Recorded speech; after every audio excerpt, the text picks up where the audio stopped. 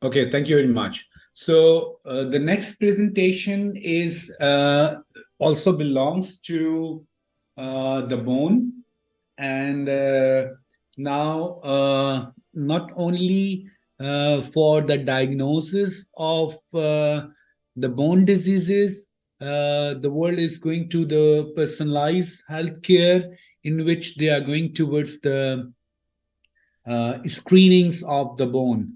So, for the prognosis and also for the diagnosis, few more assays are available which are related to the bone metabolisms. So, these assays are Meglumi beta cross labs and total P1NP. These are the novel serological marker for the osteoporosis. So if he goes to the presentation content, we have a four part. The first part contains the introduction, and the second part contains the clinical utilization and the condition in which these tests play a very vital role, and what is the clinical importance of these assays, and what are the clinical condition of the osteoporosis. And the third part also contains the SNIPE solution from the Meglumi platform of these bone markers prognosis. That's an a beta cross lab and total P1MP. And then the last part, we will discuss about the epidemiological distribution of the osteoporosis, along with the global market information about commercial point of view about the osteoporosis bone markers. So let's start with the introduction. So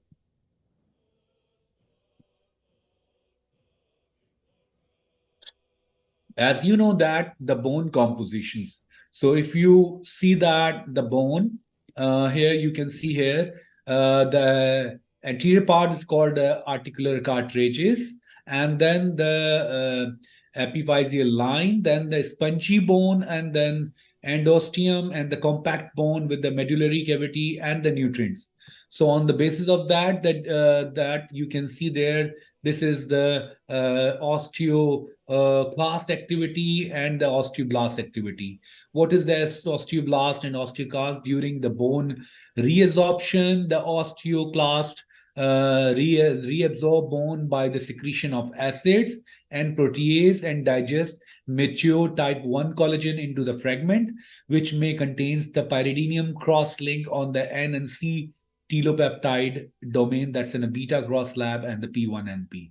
So they have a different osteoblast and osteoclast activity in which the deposition of in the bone occurs. And then if we talk about the minerals, this is the bone composition. It contains up to the 50 to 70% of the minerals. They are hydroxy peptide crystals, and then there is 20 to 40% organic matrix, which includes the type 1 collagen, which is the 90% of the total bone protein, and the other proteins, along with the 5 to 10% waters and some lipids. So this is the whole composition of the bone and the osteoclast and osteoblast activity during that. So if we further go to the bone formation and the resorptions, so you can see here there is a remodeling process in which they are characterized by the 5 phases. What are the 5 phases? The first phase is the resting phase, and the other phase is the resorptions. So the resorption phase is also called osteoclast. And then the reversal phase, the macrophage, and the other phase is the formation. Then that's called the osteoblast. And then mineralizations occurs, osteocytes goes, and then lining cells through this, and then the osteoids and the old bones degenerate, and the new ones, and then the bone formation and the reabsorptions are two highly coupled metabolic process during the bones being a remodeled process. So in this bone formation and the resorption, that's called osteoclast and osteoblast activities is occurs, and through this the bones density retains same. So if we talk about the regular bone health detection method, so the conventional radiological method are still useful, the CT scans and MRI for the detection of complication in osteopenia, in which osteopenia is the early condition of osteoporosis, in which the reduced bone mass is occurs, and as chances of fractures is increased as compared to the normal bone. So the other option is a dual energy X-ray. That's the dual energy X-ray that's called X-ray absorptiometry. That's called a bone DEXA test or a bone DEXA scan. It is considered as a bone standard which helps to diagnose the densities of the bone. On the basis of the density of the bone, the diagnosis of osteoporosis is leaded, and then this is still a gold standard. If we talk about the biomarkers, there are a few chemical biomarkers which are play a very vital role for the detection of the bone degradation or the bone diseases, and the enzymes K break type 1 collagen, an important constituent in the bone.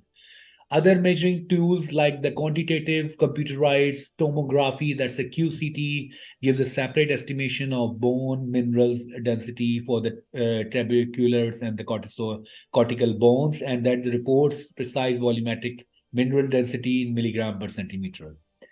The quantitative ultrasound is also applied and detect the bone health, but as of today, the CT scan and MRI, the other measuring tools, rather than that, the bone DEXA test and the biomarkers, which includes the beta cross lab, vitamin D, and P1 and PEN-P and osteocalcins, are more famous as compared to these conventional radiography and the measuring tools of old school sorts.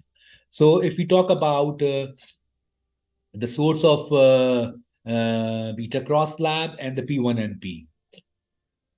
So you know that the N-terminal pro collagen that mature the collagen, and then if you talk about the type 1 collagen, it's derived from the N-terminal procollagen. And the osteoblasts, they both secrete type 1 procollagen and during the bone formation. So this play a very important role. And during the bone reabsorption, this type 1 collagen, that's in a beta cross lab, that's the beta cross lab, and the pro collagen N1 type 1 and the N-terminal peptide, total P1NP, are liberated into the circulation, and then it's excreted into the urine. So this is basically a source of beta cross lab and P1NP. So if he goes to the further about the introduction of beta cross lab structures, so the beta cross lab, which is only found in CTX, in the beta isomerized to the beta IA octapeptide. This is the complex structure of beta cross lab. In this beta isomerized octapeptide is considered to be the main specific product of the degeneration of the type 1 collagen. And you know that this is the cross-link deisomerization process of beta 8AA octapeptide, and it's more specific to the type mature bone tissues.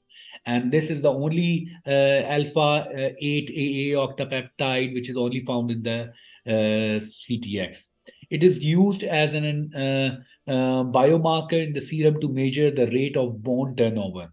So if the bone turnover is not good, it play a significant role for the diagnosis of the osteoporosis. So what is the P1NP? Basically, this P1NP structural point of view is basically isolated from the amniotic fluid and the fetal antigen 2, FA2. So it exists in the bloodstream as an trigger and a monomer, which molecular weight is of 35 kilodelta and the 40 kilodelta respectively. So studies have been shown that these markers are for the bone formation. So these two markers play a very vital role for the bone health of the patient as well. Not only these two markers help them for the diagnosis, it also helps for the prognosis. If the previous reference values is improved as compared to the current values, is improve as compared to the previous value. It considered as a progression in the treatment of the osteoporotic or osteopenic patients. So if we talk about the clinical application utilization of that, you can see that the what is osteoporosis. In the osteoporosis, if you see the micro level status of the bone, this is healthy bone, right? But if the osteoporosis occurs, the bone becomes porous. So the removal of the calcium and the phosphorus from the bone is removed, and then this systematic skeletal disorder by the low bone mass and the tissue leading to the bone fragility. If it's become a severe osteoporosis, then it's a high risk of fractures occurs due to this bone fragilities. And its most common reason for the broken bone among the elder is due to the osteoporosis conditions. The bone mass is reduced. That's why the fracture probability is more. So if we talk about the bone health osteoporosis, we have discussed in details last time about the symptoms. The osteoporosis lead to the abnormal porous bone, which is compressed, like in a spongy back pain caused by the fracture or collapsed vertebra, loss of height over time in stop postures, and the bone that's break much easier than expected. So the early sign of osteoporosis or osteopenia or the bone disease is that maybe you feel a pain in your neck, and usually it's a very common in now in Asian countries, especially in Pakistan. The people have a problem with the backbone, especially the L4 and L5. So the biggest reason for this L4, L5 is the bone markers are not up to the mark. That's why the patient goes to the due to the deficiency. The first marking the clinical symptoms, they have a back pain, especially in the lumbar spine L4 and L5. So the main characterization is that typically no symptoms, but in some cases there are early stage of bone symptoms occurs. But in the osteoporosis, the bone becomes fragile, and then the probability of more fractures, especially the hip bone or the arm, is more common if the osteoporosis condition is there. If we talk about the epidemiologically, the women are more prone as compared to the men due to the late menopausal stages and hormonal imbalance. Their vitamin D deficiencies occurs, and then it may lead to the osteoporosis earlier in the woman, and the number of women are more as compared to the men. According to the European Union osteoporosis in 2020, the United States has an 8 million women as compared to 1 to 2 million people got the osteoporosis.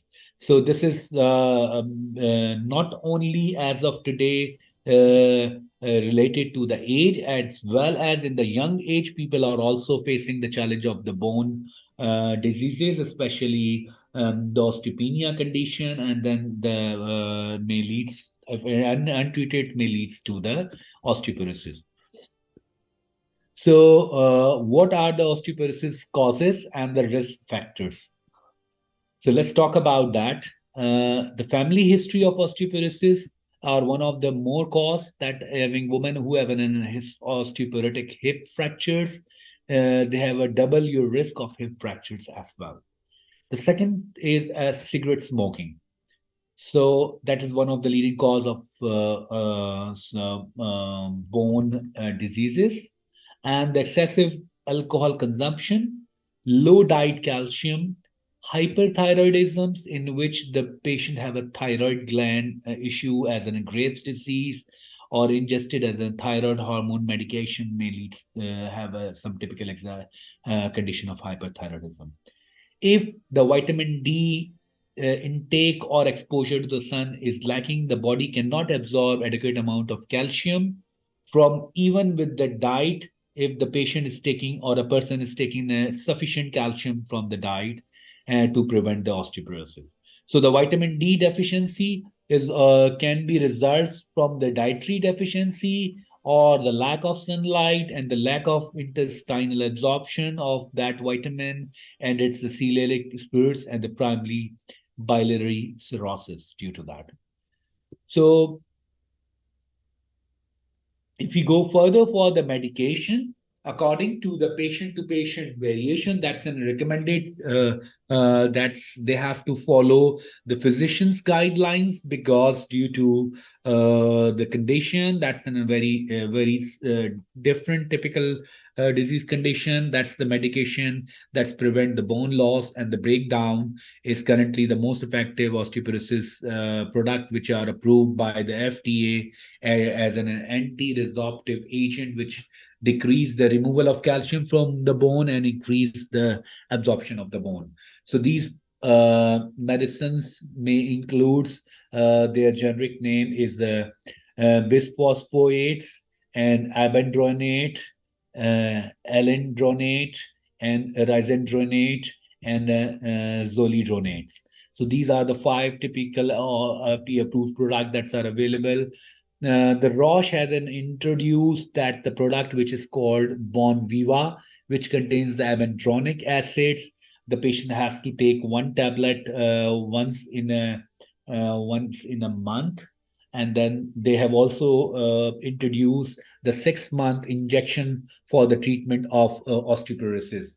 So all I know that because my mother was diagnosed with the osteoporosis, and she was treated with the Roche Bon Viva oral medication, and that's why I went so many times for the physician, orthopedic physician, to rule out for the osteoporosis, because she has a severe pain in the legs, especially the hip bone areas and the back pain, and that was a very severe pain.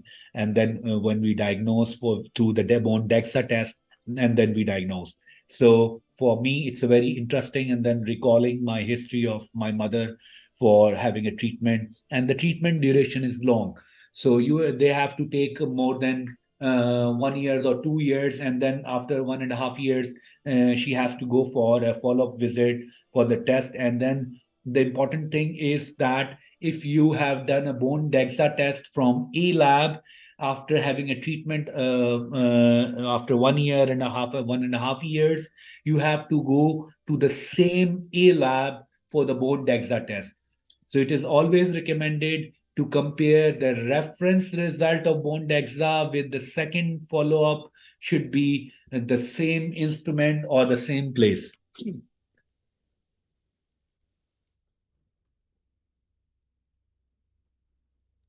So if we talk about the bone turnover markers, that we can see that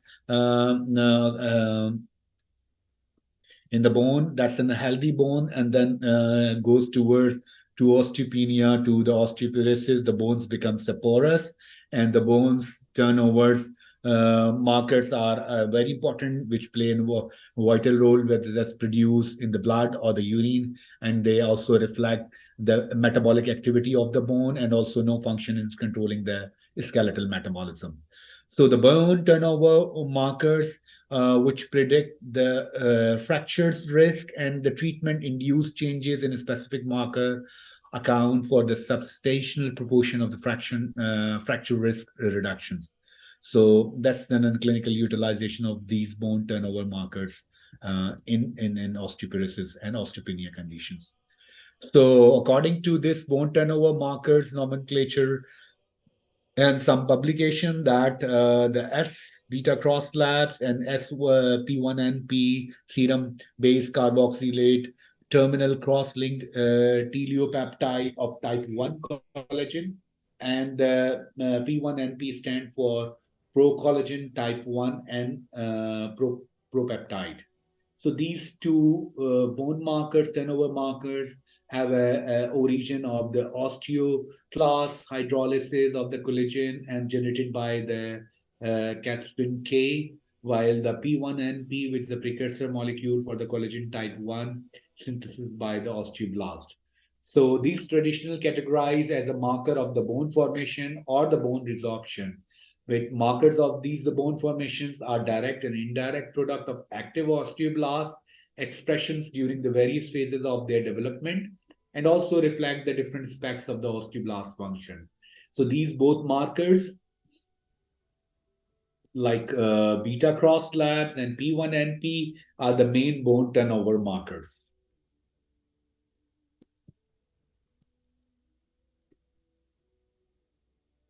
So if we go to the further bone turnover markers, according to the IOF IFCC recommendation, that's the international reference and standard for the bone resorption, is the serum beta cross slab. Okay. So if the reference marker for the bone formation is the serum B1NP. So according to the International Osteoporosis Foundation, IOF, and the International Federation for Clinical Chemistry and Laboratory Medicine, IFCC, they recommend that the bone markers of the bone formation is P1NP, and the bone marker for the bone resorption is the beta cross slabs, are used as a reference analyte for the bone turnover markers in a clinical utility. So this assay based on these standards should be used consistently in the future clinical trial and the observatory studies in order to generate data which eventually guide clinician to the appropriate use of BDMs and the bone turnover markers in the routine clinical practices as well.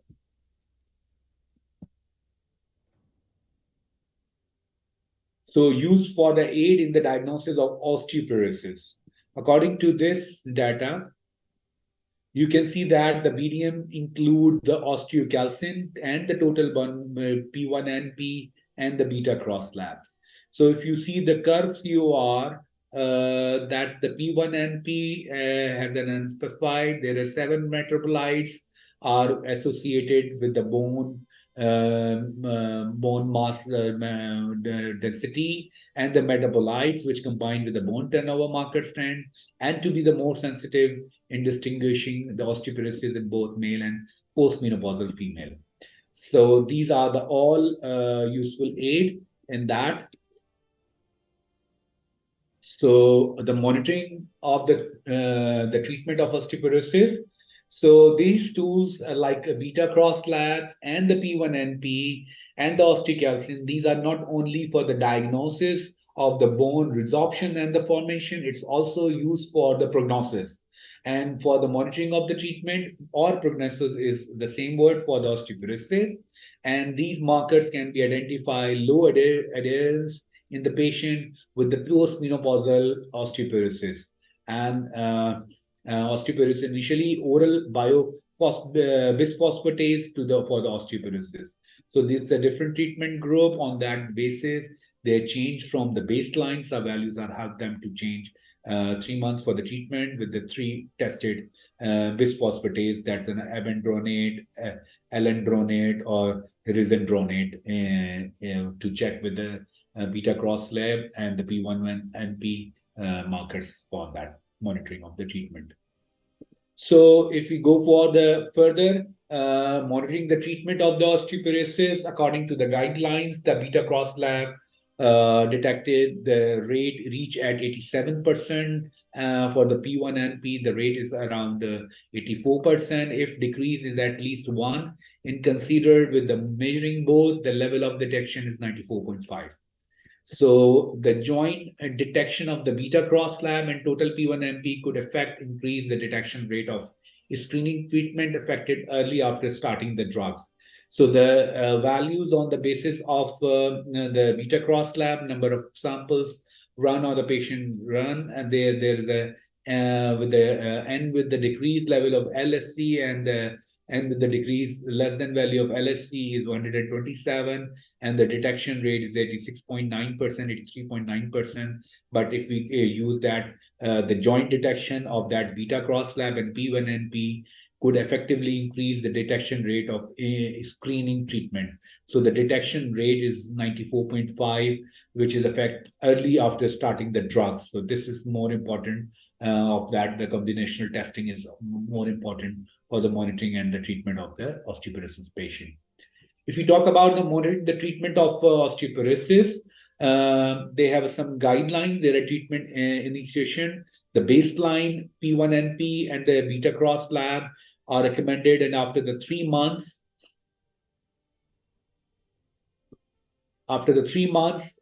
we have to go for a B1NP, beta cross lab, and B1NP.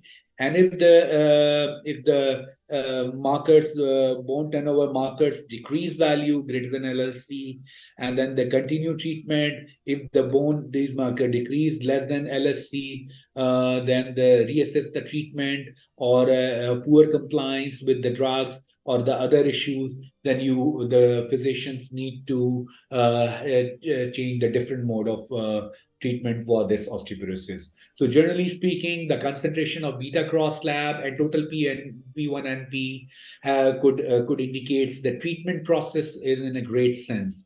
So the effectiveness of the treatment is also monitoring by using that the P1NP and the beta cross lab. And after measuring the bone turnover markers, before the initialization medication, a second measurement is performed 3 months. If they have a decrease does not exceed the LSC, the clinician should reassess the treatment, and otherwise they can underlying cause of the secondary of osteoporosis or the low response to the drug has not been previously detected.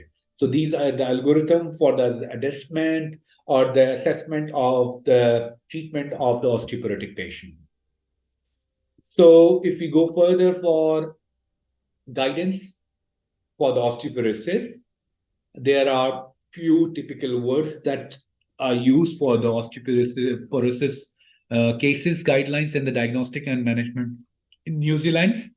This is the bisphosphatase reduced bone turnover, and which can be assessed by measuring serum P1NP. So again, the treatment with the monitoring with BNNP is mandatory. With effective bisphosphatase therapy, P1NP level will be decreased to less than 35. So if P1NP levels remains greater than 35 microgram after 6 months of oral, then the bisphosphatase treatment, this indicate the suboptimum adherence to the bisphosphatase or a poor absorption of the bisphosphatase, then you have to switching to an IV bisphosphatase should be considered. So if the oral intake of bisphosphatase with the continuous monitoring of P1NP is indicates that the poor absorption or the suboptimum adherence of bisphosphatase occurs, so the IV bisphosphatase should be considered. But in some cases, those patients who have an intolerance with the oral, they shift them to the IV bisphosphatase as compared to the oral bisphosphatase. And in the IV bisphosphatase, they're injectable. In Pakistan, we have a 6 month. 6 month the next injection, IV injection due date. But if you are taking it orally, so you have to take every month the same date the tablet is required for that. So this is a big change in the treatment of osteoporosis now these days. And this serum total P1NP measure helps to monitor the progression of osteoporosis. So if we go further for more information about the guidelines and then the clinical utilization in the Paget disease of the bone interfere, so with the body normal recycle process, and then in which the new bone tissue gradually replace the old bone tissue. The over time, the bone can become fragile and mishappen. This the pelvis, skull, spine, and the legs are most commonly affected. So in this Paget disease, this is also a prognosis tool to check the effective treatment of that Paget patients. So if you talk about the Paget disease, there is one message in this whole correlation between the bone turnover marker and syncretic activities of the baseline. So if we talk about the baseline and these markers, the conclusion is serum beta cross lab and total PM1NP could help to diagnose and monitor the progression of the Paget disease.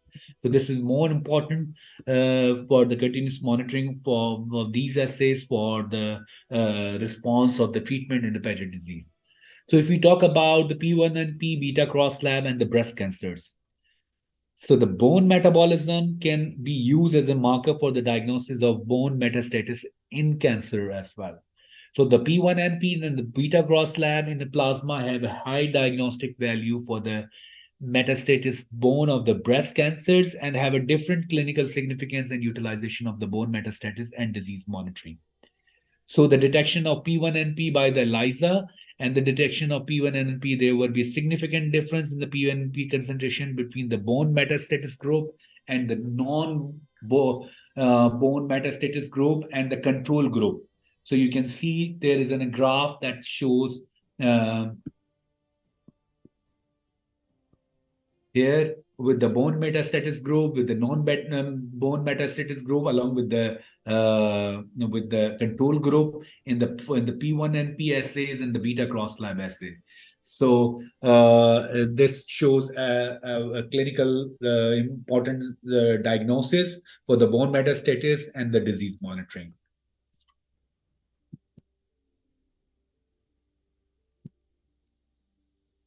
So this is also helpful in the osteosarcoma.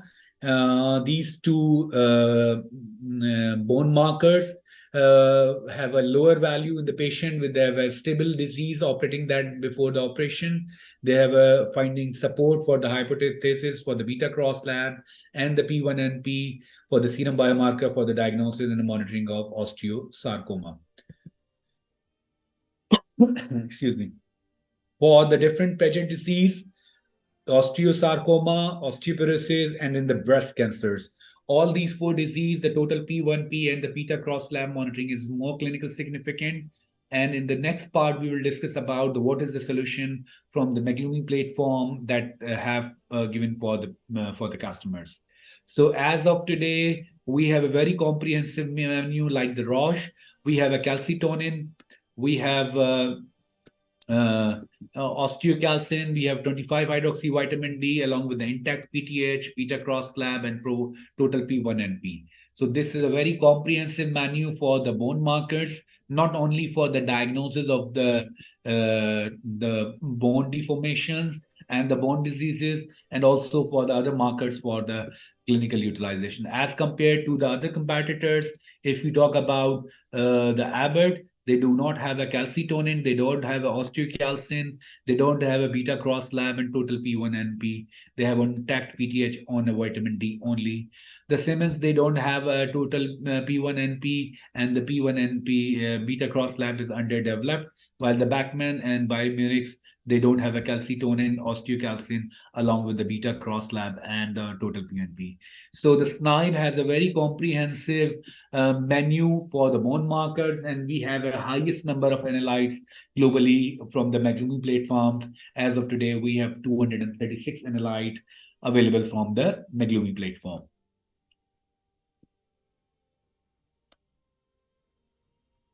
So if we compare with the other manufacturers, the only competitors that we have in the market for the bone markers, very comprehensive bone markers, is the Roche. So if we compare the Roche with the SNIPE, we have a sandwich method, as we have seen that we have a 50 microliter sample volume as compared to the SNIPE. We have a both sample type, serum and plasma is recommended for that. We have a limit of blank, limit of detection and quantitation value, which is equally good as compared to the Roche. And if we talk about the linearity, we have a equally good linearity for this assay. We have onboard stability of that reagent. Calibration interval is much, much better than the Roche. So if we talk about the flexibility in the reagent pack size, we have a 50 test and 100 tests. Both pack size is available according to the requirement and the need of the clinical laboratory. They can provide us order. We have a free calibrators and control solution from the Meglumi platform. So if we talk about the beta cross lab comparison with the commercially available Roche beta cross lab on the basis of 236 clinically correlated patient samples, we have a correlation value of regression value of 0.96, and which shows that the excellent correlation with the Roche beta cross lab versus the SNIDE Meglumi beta cross lab. If we compare the P1NP with the competitors Roche, we have a sandwich method, same like that, the Roche, and then we have a 10 microliter sample volume, and we have a both sample type, serum and plasma is recommended for that. Along with that, we have a concept of limit of blank and limit of quantitation and limit of detection. You can see here, we have a calibration interval of 28 days. They have a 2 calibration interval, means 7 days and 28 days. It means if you want to calibrate the onboard kit after 7 days, they need to calibrate it. But we have only 28 days. Our reagents are much, much stable than as compared to the Roche reagent. We have a flexibility in the pack size, 50 tests and 100 tests, and QC and calibrators we are providing free of cost, but the total P1NP from the other competitor platform, they need to purchase separately. So if we talk about the commercially available comparison with the commercially available P1NP of Roche, we are providing an excellent correlation on the basis of 236 samples. We have run and we have got a regression value of 0.96, which is equally good as compared to the other competitors. We are equally good. If we talk about the market information, according to the market information, why is osteoporosis an important public health issue? This is a big question. So according to that data, if we talk about the US data, around 44 million people have a low bone density. That means that 10 million have osteoporosis and 34 million people have osteopenia. The amount to 55% of the US population age is 50 years and older. So the 44 million, 55% population age is above 50 years, and the remaining 44% is below 50 years. So you can see the ratio between the low 50 and above 50 is same, right? Almost same. So you can see that the 44 and 55% is not a very big difference between the old genetic population and the young population. So in the US, direct healthcare cost for the osteoporosis fracture amount to be $1 billion. So for this purpose, without even taking this account into the indirect costs such as lost day at work and the productivity, the 1/3 of the hip fracture patient are discharged to a nursing home within the year after the fractures. This is the one of the big indicator of having osteoporosis, because the most prone bone during the osteoporosis fracture is the hip bone. So the 1/3 of the hip bone patient regain their pre-fractures level of the function. So because they are untreated of the osteoporosis or osteopenia condition, then they have a probability of pre-fractures maybe occurs in the US on the basis of 1/3 patients have been reported. So the US, the annual cost for the osteoporotic fractures rise 17 billion in 2006 as compared to the 20 billion in 2023. So it is predicted to the rise by the $25 billion by 2025. So again, this is a big challenge, the annual cost of osteoporotic fractures. So that's why the scientists have developed these assays for the monitoring of the bone health of not only for the geriatric patient, also for the young patient as well.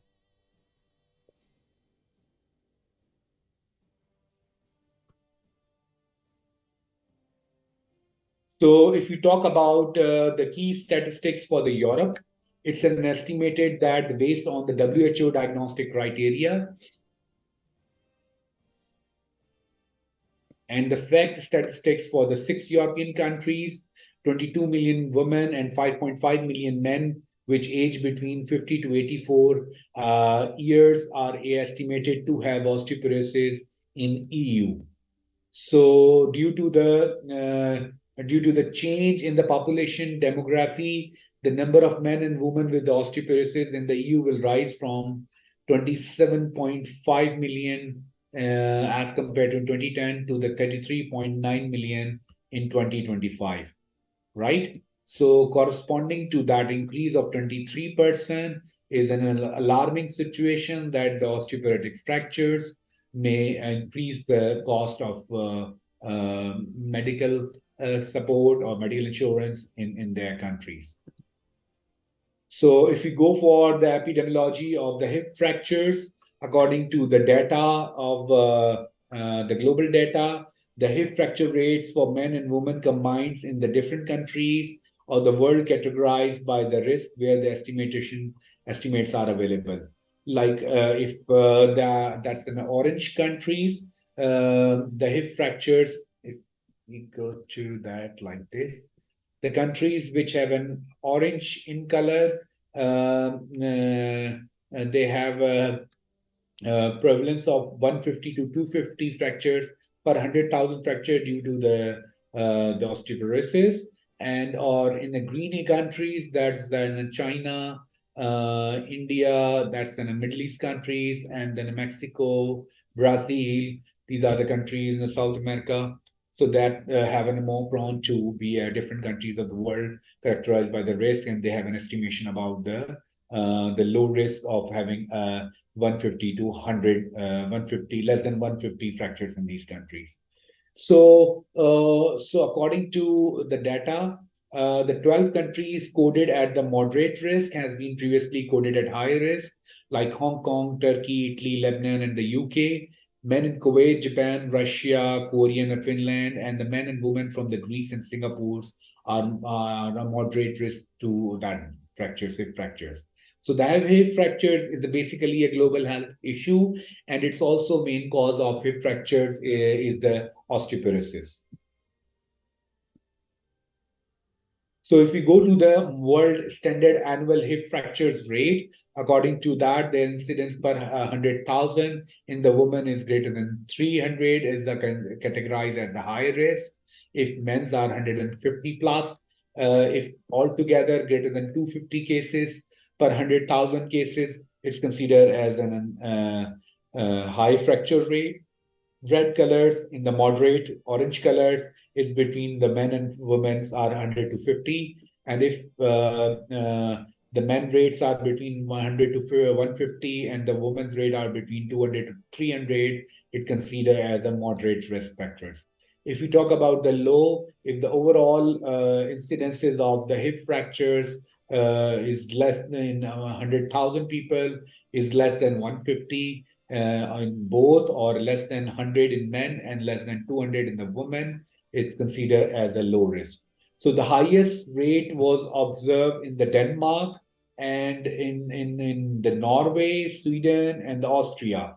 These are those countries which are called the Nordics countries, where the sun exposure to different people's population is low. That's why they are more prone to the hip fractures rate is high in the mid age, and then even in the old age. So the regions of the moderate risk include the Oceania, the Russia Federation, and the southern countries of Latin America and the North American regions. They are at a low risk. So if we talk about more that about the country wise and their risk factors, there are all details about that. So if we talk about uses of acids and the monitoring of the osteoporosis, there's osteoporosis drugs market. They have a different drugs by the product. The bisphosphonates, which has acquired a major share of osteoporosis drugs market in 2018, and they have owing the increasement in the investment and R&D of the novel bisphosphonates drugs by the major player. So the oral intakes was higher in the past, and it still is higher as compared to the injectables and the other source. So the by route of administration, the oral segment acquired the major share of the osteoporosis drug market, and owing by the abundant availability of the medication, whereas the oral drug has the market like the injectable due to some fear of having an injectable and the expertise for that for the injectable some required, so that's why it's not so much common as compared to the oral. But the people are now turning from oral to the injectable because they have a flexibility of up to the 6 month free from taking the bisphosphonates for phosphonates for that disease prevention, while the tablet procedure need every month, same date they required it. So, if we talk about the total solution for the bone markers, the ordering systems, we have a very comprehensive menu. Along with that, we have calcitonin, osteocalcitonin, 25-hydroxyvitamin D, intact PTH, beta cross lab, and total BNP, which includes the calibrated control. We have a 50 test pack size, and along with the 100 test pack size. So these pack size are according to the utilization. So they can use it with the 50 test or 100 test as per their requirement. So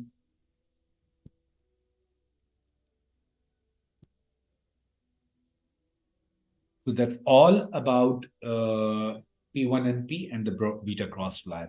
So if you have any question, you can ask, or we have a still 20 minutes if you want to say a goodbye, so we can say a goodbye. And then if you want, I have to take one picture. Please give me a few minutes. I have to take one picture.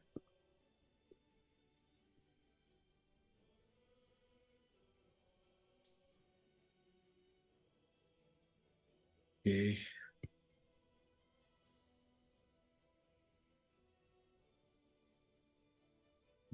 Mhm.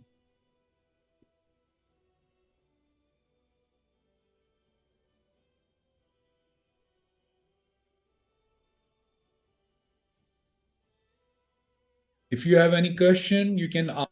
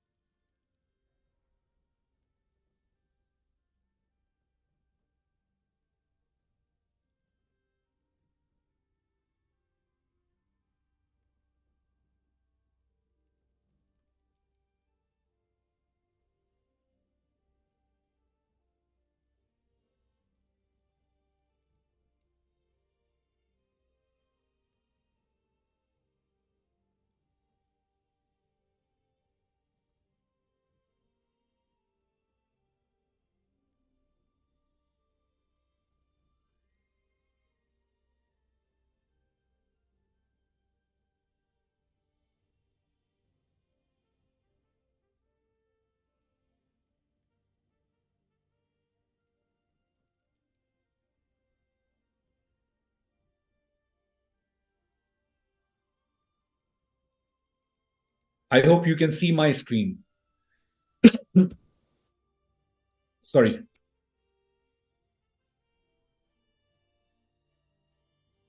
So I will share with you one most important thing. Let me share with you.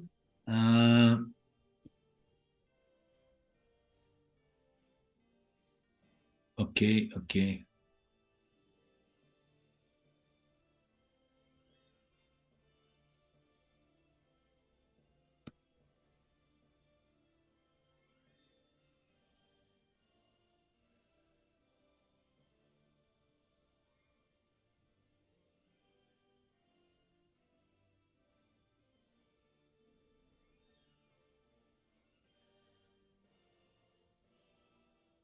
So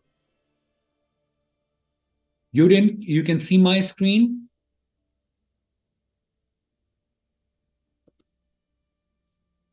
Yes, okay.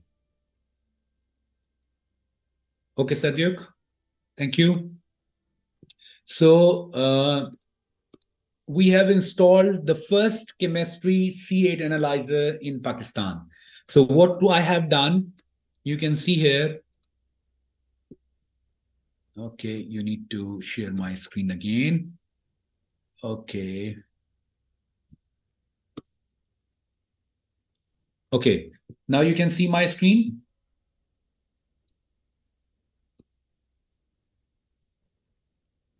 Okay, Udin, this is the first analyzer that we have installed in Pakistan.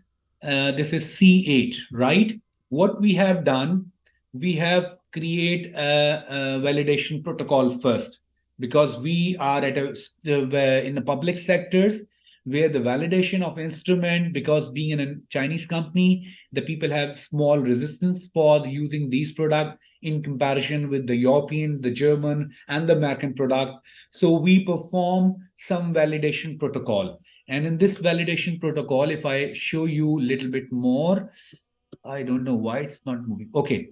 So you can see it's a clear, the picture is clear now. You can see my screen. Yes, okay.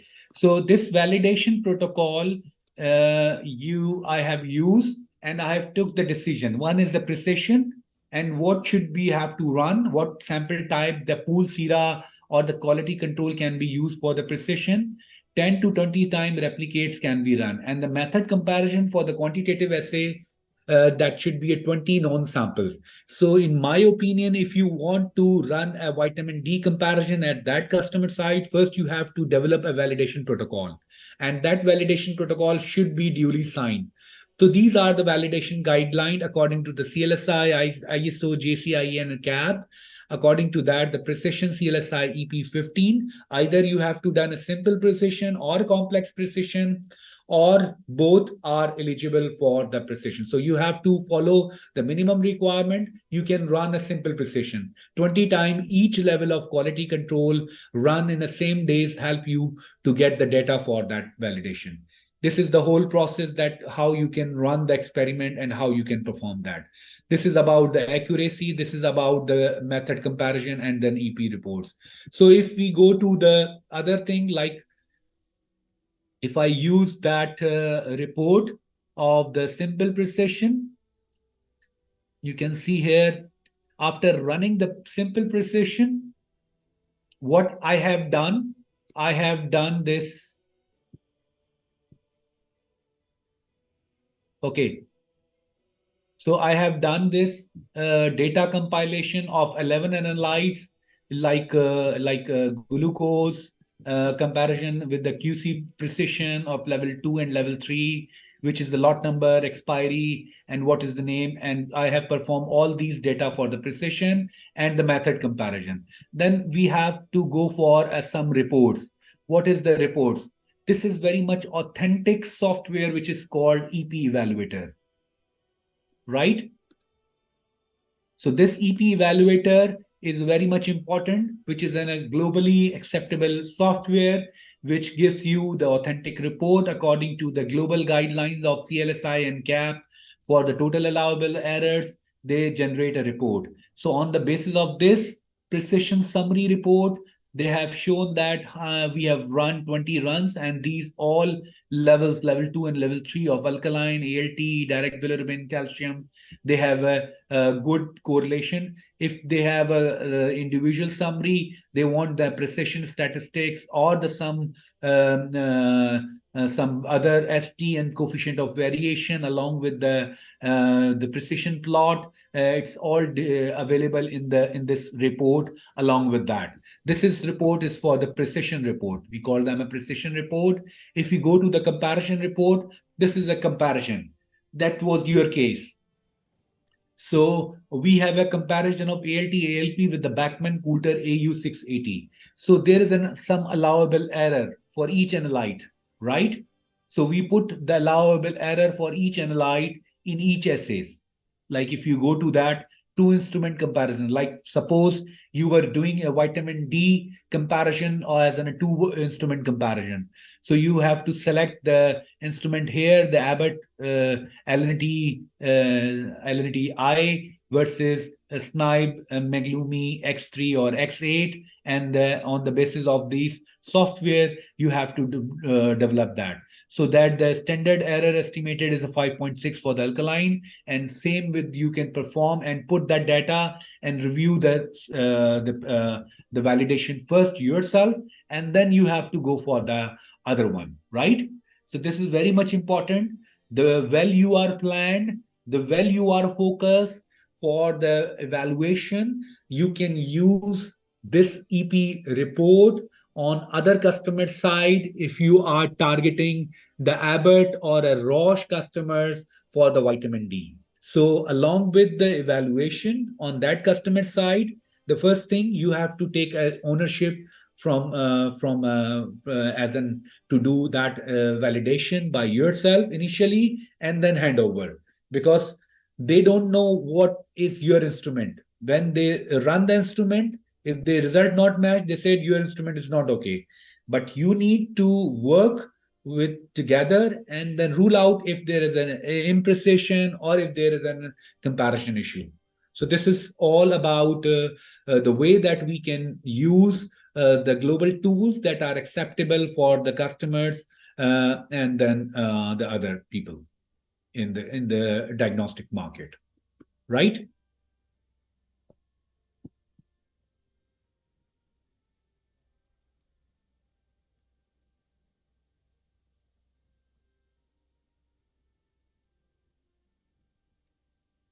So any other question, if you have, you can ask, or we can close that today training session, right?